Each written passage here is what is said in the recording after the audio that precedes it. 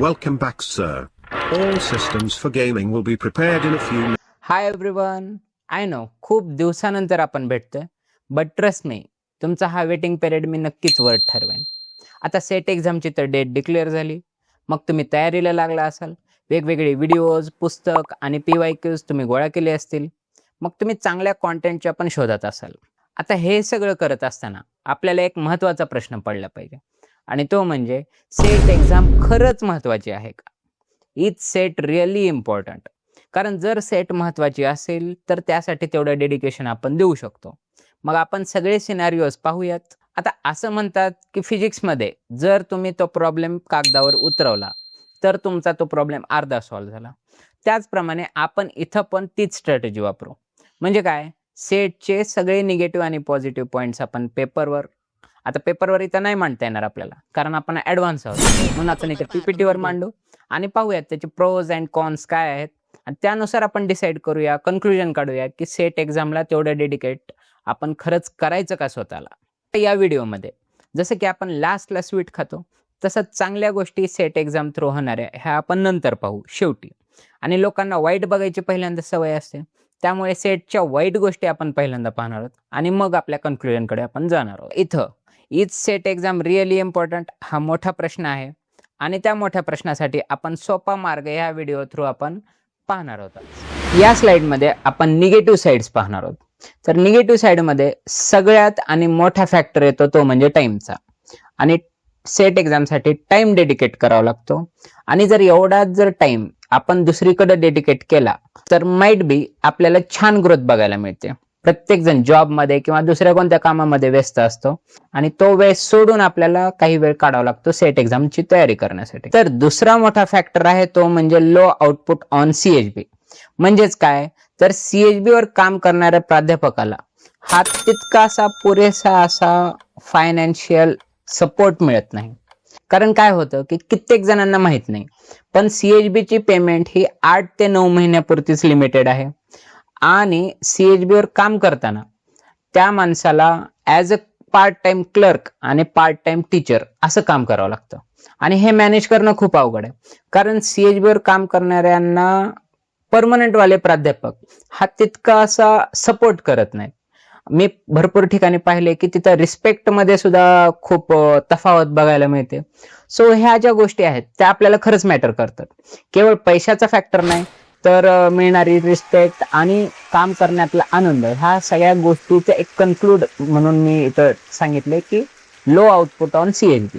तिसरा फॅक्टर आहे तो म्हणजे खूप एफर्ट्स लागतात. हो, खरंच आहे, सेट एक्झाम काढण्यासाठी भरपूर असे प्रयत्न तुम्हाला करावे लागतात, आणि त्या प्रयत्नामध्ये जर अपयश आलं तर कदाचित माणूस खचून जाऊ शकतो. पुढचं काही एक्झामचं प्रिपरेशन करताना त्याला वेगळ्या प्रकारचा मानसिक लढा सुद्धा द्यावा लागतो.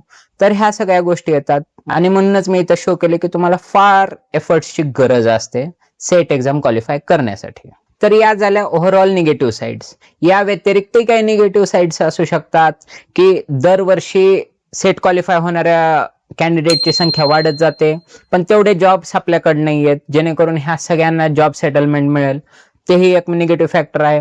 सो तुमच्या अनुभवानुसार किंवा तुमच्या मित्रांच्या किंवा सिनियर्सच्या अनुभवानुसार तुम्ही ह्या CHBच्या negative sides easily find out करू शकता, आणि मग तुम्ही ठरवा की तुम्हाला प्रिपरेशन करायचंय की नाही. पॉझिटिव्ह साईडमध्ये सगळ्यात महत्वाची आणि इम्पॉर्टंट पॉझिटिव्ह साईड आहे ती म्हणजेच आपल्याला सब्जेक्टमध्ये एक्सपर्ट समजतात. हो, खरं आहे, जर तुम्ही सेट क्वालिफाय असाल तर आणि तुमचा एखादा रिसर्च चालू असेल तर तुमच्या सुपरवायझरचा किंवा तुमच्या ऍडवायझरचा तुमच्याकडे बघण्याचा दृष्टिकोन नक्कीच बदलतो.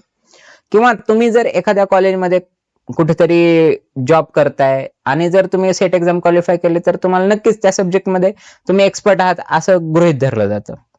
दुसरा मोठा ऍडव्हान्टेज आहे ती म्हणजेच CHB मध्ये पटकन जॉब मिळतो. म्हणजे जर तुमच्या अपेक्षा फार काय नसतील पैशाच्या, आणि तुम्हाला अनुभव हवा असेल किंवा टीचिंग मधले सिनारिओ तुम्हाला पाहिजे असतील तर नक्कीच CHB वर तुम्हाला पटकन जॉब मिळू शकतो. मग परमनंटचा सुद्धा कुठं जर चान्स असेल तर तोही तुम्हाला टॅकल करता येईल इथं. आणि इंजिनिअरिंग कॉलेजमध्ये काय असतं, काही फॅकल्टीज या रिक्रूट केल्या जातात, तर तिथेही तुम्हाला डायरेक्टली जाता येतं जर तुमची सायन्स फील्ड असेल तर. आणि सगळ्यात महत्वाची गोष्ट की तुम्ही कोणत्या क्लासेसवर किंवा कोणत्याही प्रायव्हेट ठिकाणी जॉबला जर गेलात तर तिथे तुम्हाला नक्कीच सेट क्वालिफाय आहात म्हणून एक ऍडव्हान्टेज नक्कीच मिळतो इतरांपेक्षा, जे की MSc करून नुकतेच पासआउट झालेत. म्हणून सेट एक्झामचं प्रिपरेशन केलं पाहिजे असं मला वाटतं ह्या फॅक्टरमध्ये. आणि लास्टचा पॉइंट म्हणजे MPSC मधून चान्स मिळतो. पण MPSC मधून चान्स केव्हा मिळतो? जर एक्झाम झाली तरच. आणि मागच्या 10 वर्षापासून MPSC थ्रू तर एक्झाम झाली नाही. आणि मला वाटतंय 2023ला फॉर्म तर भरून घेतलाय पण एक्झामचा सिलेबस नाही, त्याची रिक्रुटमेंट कधी होणार, तोपर्यंत काही जणांचं करिअर संपून जाईल. सो त्याची वाट नाही पाहिलेलीच बेटर आहे. पण इन केस जर एक्झाम झाली तर तिथं तुम्हाला ऍडव्हान्टेज मिळतो, कारण ज्यानं सेट क्वालिफाय आहे त्यालाच फॉर्म भरता येतो आणि त्यातून मग पुढे एक्झाम. आणि विशेष म्हणजे विदाऊट डोनेशन तुम्हाला इथं रिक्रूट केलं जातं. तो हा एक ऍडव्हान्टेज आहे. तर आता आपल्याकडे ओव्हरऑल अशा प्रकारे निगेटिव्ह आणि पॉझिटिव्ह ह्या दोन्ही साइड्स आहेत. त्या दोन्ही गोष्टींमधून आपण गो थ्रू केलेलं आहे एकदा. मग आता माझं म्हणणं आहे की तुमच्या प्रायोरिटीनुसार, तुमच्या नीडनुसार तुम्ही ह्या गोष्टी ठरवाव्यात. तुमची फ्रेम ऑफ रेफरन्स खूप महत्वाची इथं, कारण कोणाला तरी पटकन जॉबची गरज असते, त्यांनी पटकन CHB ला जायचा मार्ग म्हणून सेटकडे पाहू शकतो. कोणाला तरी मनी खूप मॅटर करतो, लॉंग टाइम पर्यंत त्याला ग्रोथ पाहिजे असते, मग त्याने CHB वगैरे कडे न बघता दुसऱ्या बिझनेस किंवा स्टार्टअप कडे बघितलं पाहिजे असं मला वाटतं. कारण सेट एक्झामला डेडिकेशन तर खूप लागतं, जसं की आपण डिस्कस केलेलं आहे. आणि तेवढं डेडिकेशन आपण करू शकतो का याचा पूर्ण विचार करा. जर तुम्हाला फायनान्शियली स्टेबल लवकर व्हायचं असेल तर कदाचित ह्या मार्गाकडे जरा कमीच पहा. आता तुम्ही म्हणसाल की सर तुमचं तर चॅनल सेटच आहे आणि तुम्ही असंच सांगताय. तुमच्या करिअरसाठी जे काय महत्वाचं असेल ते तुम्ही केलं पाहिजे असं मला वाटतं. आता खरंच ज्या गोष्टीची तुम्ही सगळ्यात जास्त वाट पाहत असाल ती गोष्ट आली आहे, ती म्हणजे कन्क्लुजनची गोष्ट. आता कन्क्लुजन करताना काही गोष्टी माझ्या दृष्टीने बरोबर असू शकतात, त्या तुमच्या दृष्टीने वीक असू शकतात. So it differs from everyone's perspective. So तरी आपण एक जनरल ओव्हरऑल कन्क्लुजन कडे पाहूया. सगळ्यात महत्वाचं कन्क्लुजन म्हणजे एखादी एक्झाम आपल्या ताफ्यात असली तर काय वाईट. म्हणजे जर आपण MSc करतोय म्हणजे त्या सब्जेक्टचा पूर्ण आपण अभ्यास केलेलाच आहे. थोडासा जास्त आपण अभ्यास केला, कदाचित सेटचा शिक्का मिळू शकतो आणि तो शिक्का आपल्यासाठी कधीही फायदेमंद ठरू शकतो. त्यामुळे एखादी एक्झाम आपल्या ताफ्यात असली तर ते नक्कीच तुमच्यासाठी पॉझिटिव्ह साईड अशी ट्रीट होऊ शकते. आता दुसरी गोष्ट म्हणजे PhD वर होणाऱ्या पिळवणुकीला फाटा फोडता येतो. आता ही गोष्ट फार सिरियस डिस्कस करण्यासारखी आहे, कारण मी खूप ठिकाणचे PhD स्कॉलर पाहिलेत.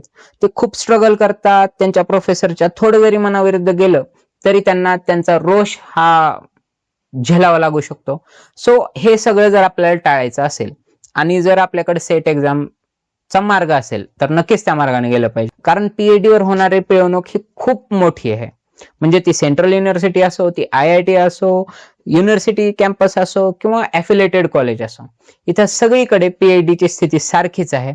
आणि तुम्हाला प्रोफेसर जर यदा कदाचित चांगले मिळाले तर तुमच्यासाठी तो फार मोठा बेनिफिट आहे. पण ज्याच्यासाठी प्रोफेसर ॲव्हरेज आहे किंवा बिलो ॲव्हरेज आहे त्यांच्यासाठी लाईफचे स्ट्रगल्स बघणं किंवा फॅमिलीकडे लक्ष देणं हे फार चॅलेंजिंग होऊन जातं, असा माझा एक अनुभव आहे.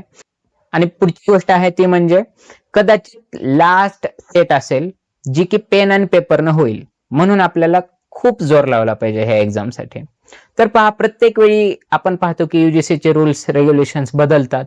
मग अगोदर सांगण्यात आलं की ही सेट एक्झाम आता ऑनलाईन होईल, पण नंतर सर्क्युलर आलं की ही शेवटची सेट एक्झाम असेल पेन पेपरने होणारे वगैरे. सेट एक्झाम जर ऑनलाईन झाली तर त्याचा पॅटर्न थोडासा बदलणार, ते आपल्याला टॅकल करणं खूप अवघड जाणार आहे. कारण येणारा नवीन पॅटर्न हा अचानक धप्पा देऊ शकतो आपल्याला एक्झाम मध्ये.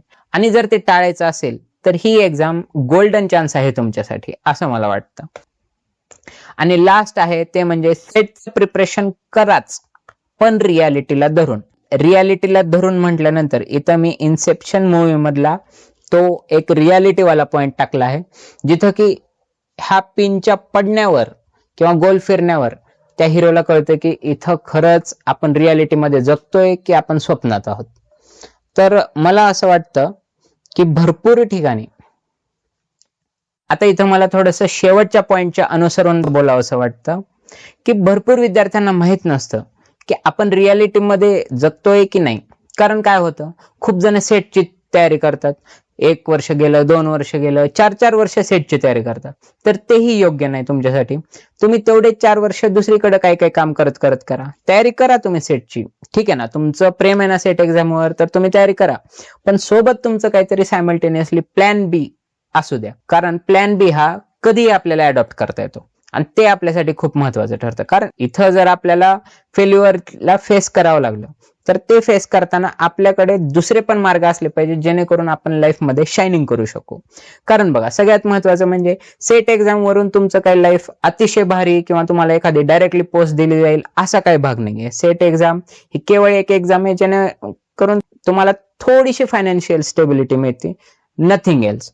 पण त्या बदल्यात जर तुम्हाला तुमच्या बाकीच्या गोष्टी होल्ड कराव्या लागत असतील, तर मला वाटतं नक्कीच तुम्ही त्या नाही केल्या पाहिजेत. दोन्ही गोष्टी सायमल्टेनियसली चालू राहू द्या, ते तुम्हाला खूप बेनिफिट ठरू शकतं.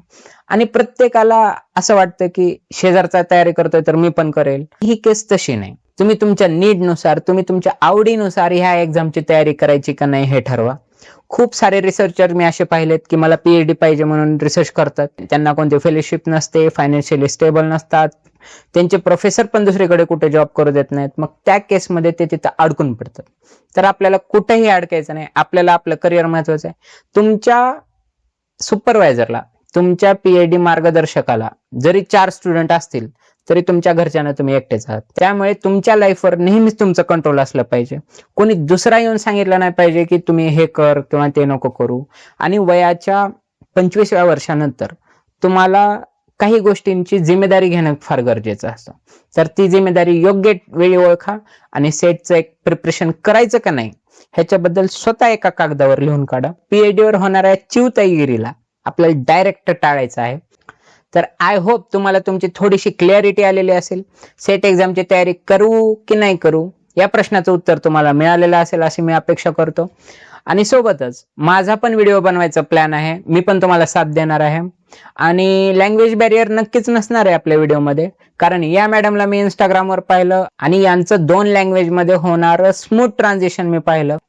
त्या फ्लो मध्ये इंग्लिश, मराठी, हिंदी ह्या तिन्ही लँग्वेज स्विच करतात आणि आपल्याला कळत सुद्धा नाही. तोच पॅटर्न अडॉप्ट करायचा मी प्रयत्न करतोय. इथं सुद्धा मराठी, इंग्लिश या दोन्ही भाषेमध्ये तयारी करणाऱ्यांची काळजी घेतली जाईल. विशेष करून एक्झामचं प्रिपरेशन करण्यापूर्वी जो आपल्याला मेन प्रश्न पडतो की तयारी करू की नाही करू, या प्रश्नासाठी मला व्हिडिओ मिळाला नाही युट्यूबवर, म्हणून मी हा विचार केला की ह्या टॉपिकवर आपण व्हिडिओ बनवू शकतो. माझा रिसर्च प्लस माझं कॉलेज, माझी फॅमिली रिस्पॉन्सिबिलिटी, माझी मूवीजची आवड आणि माझी फिरायची आवड, पुस्तकांची आवड, हे सगळं मॅच करून मला व्हिडिओ बनवायला वेळ थोडा कमी मिळतो.